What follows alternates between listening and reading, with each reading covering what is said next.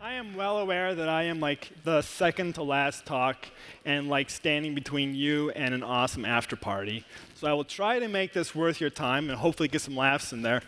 But what we're talking about today is something that's not on the screen. So let's see if we can fix that real quick. I need a mirror, or how do I actually get my slides on there? They're not showing, right? Do I need a mirror here? That's probably what's going to happen. I see it elsewhere. Moment. Error handling, it's strange, you know, as soon as you, it extends beyond the actual need. So, what do we got here? Somebody can see far away there. What do you actually see? Arrangement, do we got mirroring? Strong mirroring? Do we have it? Do we have it? We have now the wrong screen that's mirroring. Hey, all right, we have slides. Very good. So, error handling is basically a core tenet in everything that we know of with building robust software, building tools and programs that actually help our customers and our users experience what we intended them to experience across the web. I want to give you a quick intro about me to get this out of the way. Wrong direction, there we go. Okay, now we're all running. Okay, develop Radicate at GraphCMS. So GraphCMS is a headless CMS, trying to be the world's most developer-friendly CMS. If you need a new CMS, or if you don't desperately love your current one, you can find me afterwards, and I'm happy to help you fix that. And I'm also a husband and father, which means that the jokes will be terrible. I do apologize, but like I said, I think you'll enjoy them anyways. And the reason why I'm qualified to give this talk is that I can say confidently that I write more errors in my code than anybody I know. Doesn't matter which language, React, it could be JavaScript, it could be Python, doesn't matter. They are full of errors, and so I know how to handle errors. So error handling is ultimately a better experience. That's what we're talking about here. We're not talking about simply just not crashing. We're talking about giving our customers something that they can actually to live with, something they can actually be able to say, I'm in a moment of vulnerability, or I'm frustrated, I'm at an airport and this program is crashing, and I need to pull up my boarding pass. Whatever the context or the story may be, we're talking about a better experience. About a year ago, GraphCMS, the company I work for, this was the screen that you would get if you had an error. It's handled. I mean, it's not the default Chrome, belly up icon, but like, it could be better. So if we pushed a tiny little bug to production, or if you had perhaps an exception in your network connectivity, you would get this, and then all of a sudden we would light up on our customer service channels with these questions like, hey, something happened, and can you fix it? Zero context, zero understanding of what actually was occurring. We implemented error handling in React, and we were able to turn it into something that looks a little bit more like this. And chances are, off first pass, you wouldn't even notice that there's actually an error up there in the corner. And if you didn't actually need that particular widget, you potentially didn't even see there is an error. And now, if you did happen to need that widget and you asked for help, we would have a lot more context into what's actually happening and be able to help the customer. And if you want to have a really fun activity, if you do use this button down here on GraphCMS, and I would encourage you to do it, is to say hello to Fabi, who is our fantastic product owner and customer service guy. Just say, hey, Jesse said to say hi, and he'll give you an engaging conversation. So errors are actually really big money. A couple of quick stories for you. So this is going back to the mid-'60s, before my time. I know I'm bald, but I'm actually not that old. So going back to the 60s, a couple of developers were transcribing manually some handwritten formulas for a space mission into code. They forgot a superscript, which if you're math inclined, is important. They changed numbers. Essentially what happened is the spaceship exploded. So a little bit of a miscalculation in the trajectory. What was supposed to be a flyby orbit for Venus, or Saturn actually, for Mariner, it was Saturn. Essentially it took off at a totally wrong angle, and within 200 seconds the commanding officer on deck pulled the command and exploded the spaceship. Self-destruct, roughly $200 million loss, and this is back in the 60s. Not good. If-else error. This was one of my favorite examples because it's so ambitious and just like it started off with such a good idea.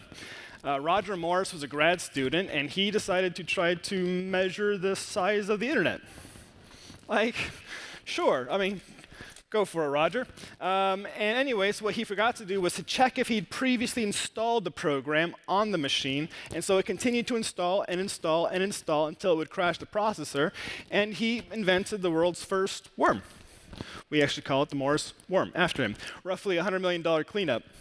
The most expensive example for errors that are in current history would be the bad code practice, wrong code, bad error handling, cacophony of errors, which happened when local test code that was not even being used ended up being copied into production, was then manually deployed to some of the servers, and also happened to reuse conditional gates and flags, so that essentially what happened was that the Knight Capital stock software bought high and sold low in production on some servers, and other servers continued to do the traditional, creating a feedback loop that essentially wiped out $400 million in 30 minutes.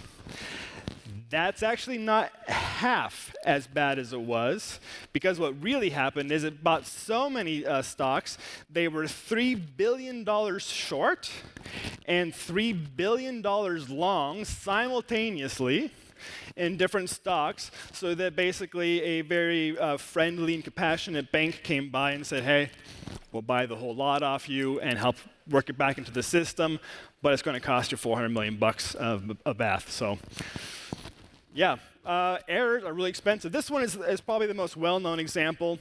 Essentially, low-flying clouds in Russia triggered off a incoming missile strike threat. And we had near nuclear war between the US and Russia. And frankly, the loss of millions of lives, the end of society as we know it, no hope for humanity is basically just priceless. So I would say that fortunately that one did not happen, but yeah, errors can cause problems. So we're talking about error handling in React. To understand error handling in React, we have to understand the three parts that are actually involved here. First of all, we have what is an error. We have what is an error in React. And then we want to talk about what is error handling. I'm going to go back to a lot of basics on some of this about errors and error handling, because as a community, we have a lot of people that come into the software and into the framework, and React is so good at being approachable and intuitive and being really easy to learn and get started with, that a lot of people forget to actually start with the basics, and they miss some of the really core pieces. So we're going to do a little bit of history, a little bit of foundational work, and then work our way back up to error handling today in React. So errors. Errors are on a scale. You have little errors, you have big errors. Errors in statistics are technically the definition of the correct value minus the actual result. You can actually scale it. It's a value, it's a scalar. Error actually comes from the Latin, which just means to wander. Like, I'm demonstrating that here on stage tonight. I'm erroring all over the place in front of you. So errors are essentially a deviance from the desired goal. And if you look at errors in context, and this is really a general statement, if you look at errors in context, you have really three categories you could kind of break them down into. You have essentially what are called the known errors. Errors that if you were to go back over and look at your code and look at what actually you had done, you could theoretically catch this yourself by rereading it. You have known unknown errors. So these are errors that you don't necessarily plan on happening, but it is probable that you could get something that's coming in that was not what you intended. These are ones that are known unknowns. And then the last category is the unknown errors, which basically you had no idea it was even a possible situation to crash, and the whole thing went belly up. So what is an error then in React? Well, to understand that, we have to go back one level and say, well, what is an error in JSX? But to go understand that, we have to actually just say, what is an error in JavaScript? known errors in JavaScript. We have 7 error objects that we can use that we probably see more often than we would like. And there are 2 experimental and non-standard error objects that we'll skip over today. First, we have the actual error constructor. These are ones that this is the constructor that allows you to make your own error. And then you have eval error, which is actually just a carryover from legacy. This is not used anymore in any modern system. It's just there to support some older runtimes. You have range errors. The input basically was a scoped set. It was one of unallowed values, and somehow you did not get the correct value in there. You have reference error. Basically, you're referring to something that you failed to declare. I'm going to move my mouse off the screen for you all there. Maybe off the screen. That's good. Then you have the syntax error, which is you just wrote something wrong. Type error, you're attempting to access a method on an object that doesn't exist. And then the URI error, which essentially is a combination of range error and type error, kind of mashed together, but is more in context for URI handling. I was going to actually create like individual code samples to kind of demonstrate what these all were. But then I thought, how about I actually just write the world's worst piece of JavaScript. This includes every single error possible in JavaScript. So if you are hiring people and you see this coming in, your job's done for the day. If you are trying to get hired, don't copy and paste this as an example for anything. You will not get the job. This is every single possible error. If you want to see it again afterwards, I'll let you have a glance at it, see if you can find them all. But my personal favorite angle is NFC is a valid input for normalizing a string, not KFC, but that's fun. Kentucky Fried Chicken, anybody? You guys have that in Germany. All right, so how do we handle the known errors in JavaScript? Type checking. There's really no other solution out there. You can use Flow, you can use TypeScript. I think there's a couple of other type static checking libraries out there for JavaScript. But this allows us to understand the bounded scope of known possible errors in the code that we write. So known, unknown errors. Now we get to some of the more fun stuff.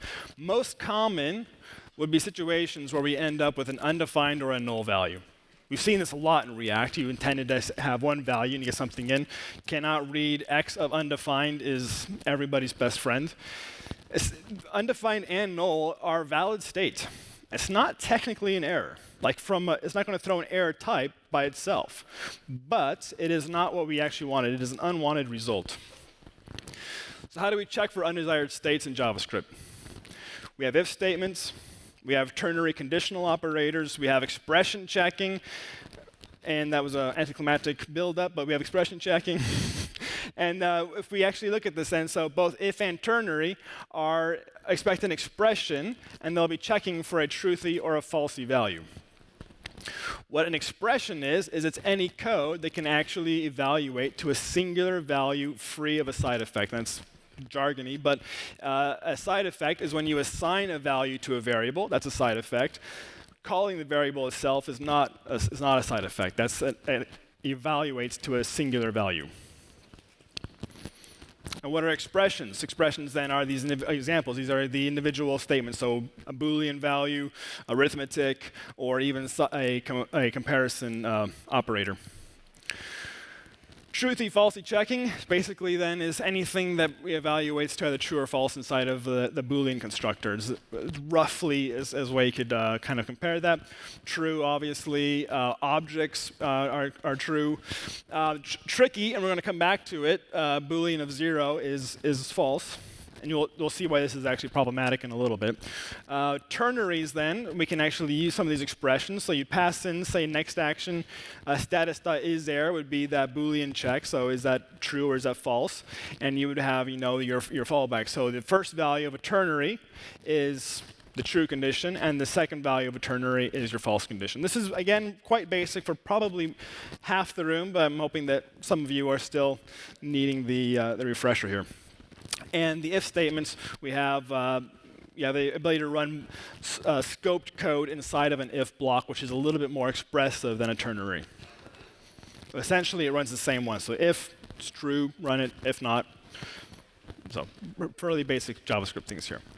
And then you have the advanced expression comparison, so false or true. You have false and true, which results to false. And then here's the one we get really tricky with, and we have some cool stuff coming up. But 0 or 5 is 0. Which is not actually helpful, because if I want to say, I don't know, I'm driving a car, and I want to say default speed is 10 kilometers an hour, and now I want to set it to 0 kilometers an hour, and I get 10, that's not what I actually intended to have happen. So what's really interesting is coming in 2020, and I actually just read this last night, is that it either just this week went to stage 4, but we have nullish coalescing operator now is stage 4, which means it is confirmed landing in JavaScript in 2020. And that means that we can actually treat null and undefined as actual their own types. And so when you pass in, let's say, 0, nullish coalescing, or 5, you'll get then 0 as the first value, or even just a blank string, and you'll end up with that undefined. You get undefined. So that's actually going to resolve a lot of cases where we did a lot of nesting of ifs and a lot of this case, this case, this case. This is a really, actually kind of a big deal for JavaScript. And so that brings us to the unknown errors. The system is down. With type checking and conditional checking, what do we do when something still goes wrong? Well, there's something you need to know about errors. Errors are like fish. When things go wrong, they float to the top.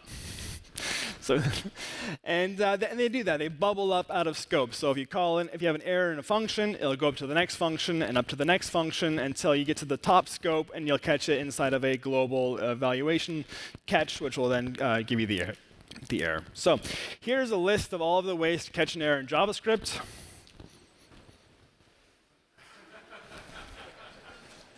Yeah, that's all we got. So that's not so great, but we do have, I mean, it catches everything. So you have the ability to measure the size of the internet, and then when that doesn't work out, you can say sorry. So we do have a few variances of try-catch. We have try-catch. We have promise.catch. Essentially, it is just the same thing for async code. And then coming as well, not probably this coming year, but essentially landing, I think, next year, will be the Streams API for browsers, and that will have a on-error method. So if we were to look at all these parts of JavaScript, and we're moving on to the React part now, so it's going to get good. So the 3 rules that I would say if you wanted to try to think conceptually about errors and error handling in our code is use type checking for the errors you write, use conditional checks for the errors you expect, and use try-catch for the ones you don't.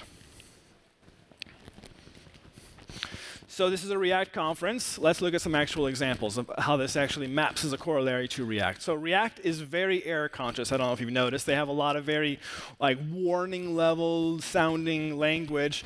Unsafe component will mount. Dangerously set inner HTML. And there's one that I was pointing to yesterday. It's internal. I forget the exact phrasing of it, but it's something to the effect of do not use this or you will be fired. It's in there. I mean, Facebook loves their explicit function naming, which I think has a lot of value to it, but I mean, Jesse, if you use this, it's above your pay grade method. It's okay, I'll stay away from that one. Yeah. All right, so type checking and linting in React then. So how do we handle that in React? I'm not a TypeScript developer. So these 3 people actually did give explicit talks about type checking today. So when you see them in the after party, ask them. Next slide. Conditional checking in React, something I can't talk about. What we have here is an example of the comparison operator. You have something kind of nice where you have this and. It's the quick hack. Everybody's probably written something similar to this. So if we switch this to, say, false, then you get the pre-value and not the after. Well, not the pre-value, but it doesn't render the function afterwards. So that's a nicety. Ternaries in React. we have this. I think this is great, and I think even Kenzie Dodds mentioned this. Is if you talk about prettier now, one of the previous issues with turn arrays is that they're expressive and they're powerful, but if you don't format them nice, they're difficult to read and difficult to follow because you can kind of go down, 15 lines of question and then colon, question, colon, and going down. And now with Prettier, basically we're able to just format so easily, and it makes for a very expressive way to read our code. So you have something like, is it too late? And then too late to apologize. That's a song reference. I don't know if anybody got it, but it's out there. And you get this nice code reference there. So turn arrays are a great way for handling React. They're my personal favorite, I would say.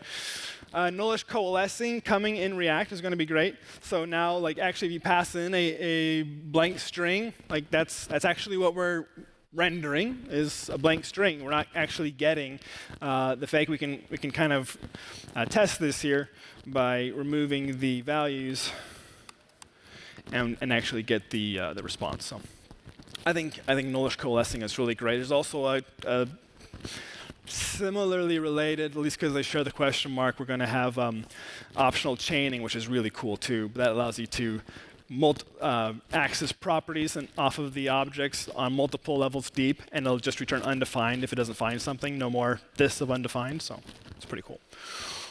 Try catch in React. So how do we handle try catch in React? This is where we start to get to the modern stuff. React boundaries. How many people, by show of hands, actually are using React boundaries in their code today?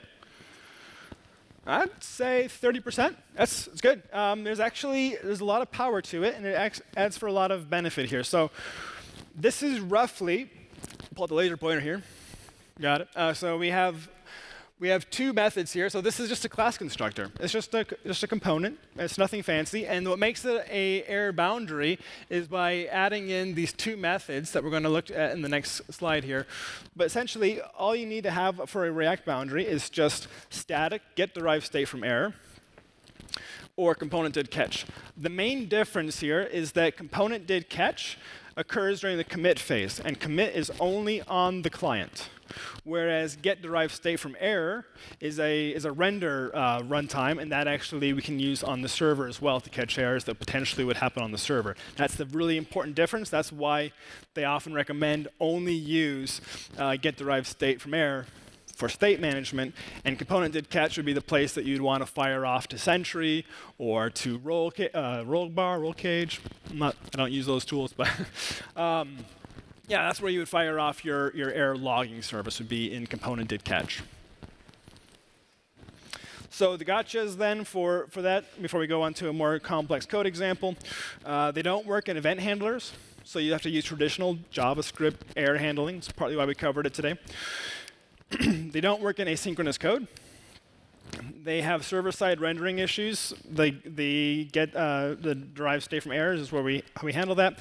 Only catches errors in children, right? So inside of the child scope, if you try to access the error, the same scope level that's producing it, it won't catch it. So if you have, let's say, a value you're trying to access the method on, you need to wrap that inside of its own component and then put the error boundary around that.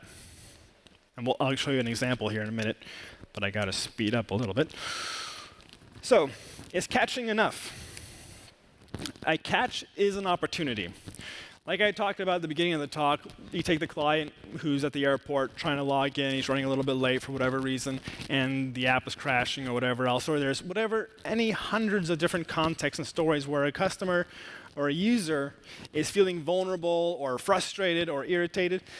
A catch is an opportunity to actually offer a better experience, and we capture them in context of when this error occurred. We can tell them, we can say, okay, I'm really sorry this happened. We're listening, we're on our way, we're trying to help.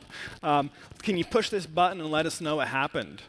It's an opportunity. We talk a lot about this idea of fallback UIs, but I think we should kind of change the vocabulary a little bit and maybe refer to it as more of proactive UIs with React, where we have this opportunity to say, it's not about a fallback, it's about how do we actually use this as an opportunity to gain a fan of our product and not just something when they see something crashing over and over, but make them feel empowered.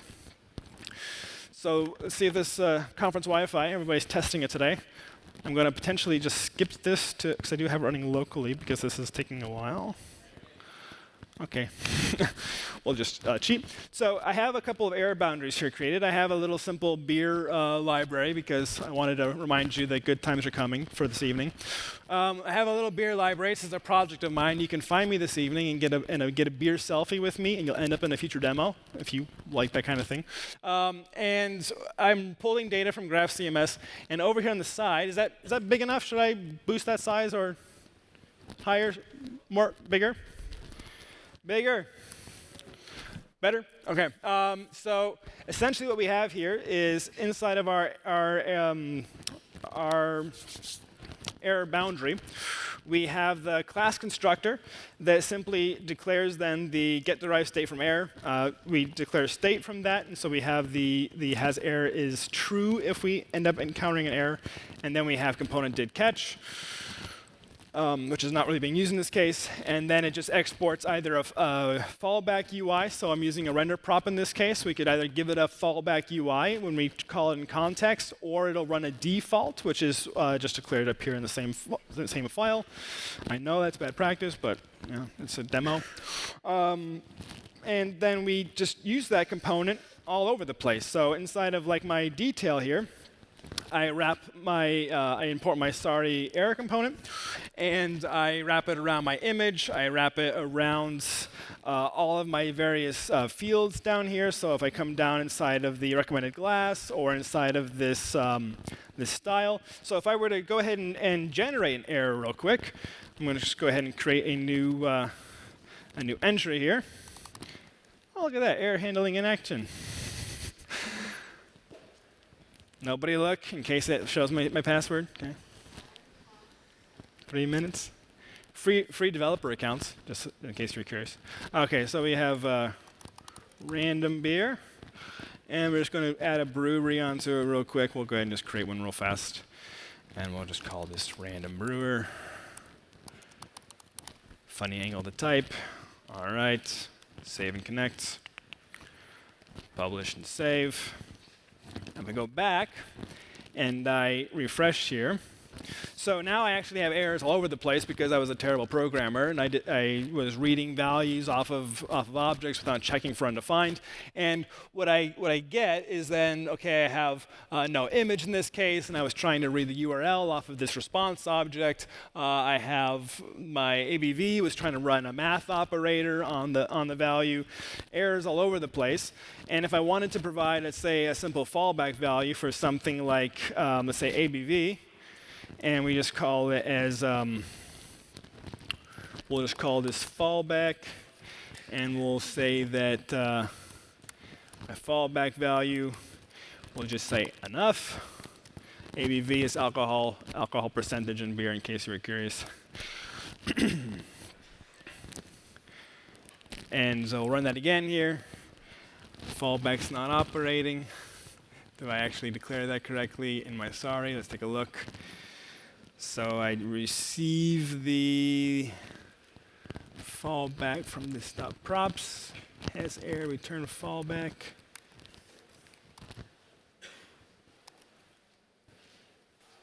So it's like my demo. The demo gods were happier with the previous guy than with me. So like I said, I write the most errors in React of anybody I know. But I'm running out of time, so I'm going to do is, what you would do is when you pass in this render prop and you render the value, what we do in GraphCMS is we have a whole bunch of custom error types we created. We have authentication errors, we have permission errors, we have lack of, even maintenance mode is an error for us. And what we do is we catch all of those inside of this generic error boundary. And then we're able to show UI that's customized to that specific error. And we're able to use that all over the application. And it allows for error handling all over the place, where previously we would have had an issue with that, trying to say, in this case, show this UI, and in this case, show this UI. We can do it in a single component that captures this code everywhere from a granular level all the way up to the top scope. And it becomes a very powerful method for us to work with. So moving on, because I'm just about out of time here. when all else fails, if you don't have any other options, if you can't catch them in context, if you can't give them a beneficial UI, if you can't give them some way of helping them out, you can always just go for the fallback of surprising and delighting them, and at least giving them something to do. And that's not just being cute. This is the classic error, literally, that says, we can't find the internet. And this game is played 9 million times per day in markets all across the world where the internet is very low and has problems. And so this is something where even if you can't deliver what they wanted, you're still able to help them out. So the moral of the story is, don't just catch errors, put them to work. So thanks.